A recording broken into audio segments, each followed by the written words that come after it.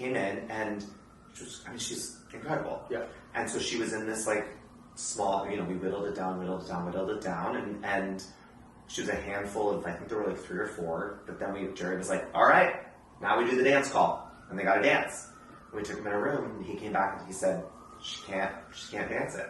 She's not the dancer. And he, it was heartbreaking, and so we kept looking and kept auditioning, and I went to LA to auditions, and Jerry went to London for auditions, and she first auditioned in April, and her final audition was in August, and they started rehearsals in like September.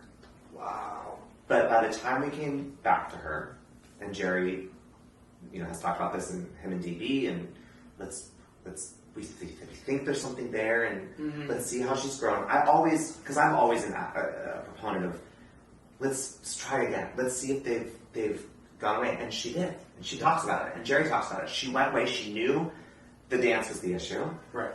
And she knew what Jerry wanted. She saw the combination. She knew what this needed to be, and she trained, and she wanted it, and she came back ready to fight for it. Yeah. I watched her learn how to be a star through that process. Yeah.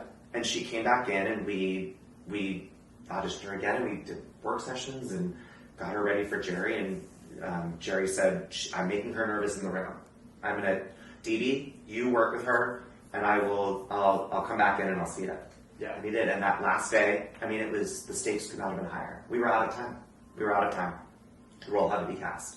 We had everybody there, the producer, the writers, Jerry, all of us. Wow.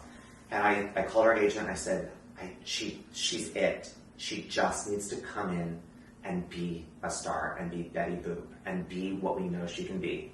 And she did. And it was, I had goosebumps. I was sitting next to Tara. And the last thing she did in the audition was she did something to shout about, which was her 11 o'clock number. And she took a moment and she went to the side. And as the music was starting, she walked to the center of the room, and you felt the seismic shift.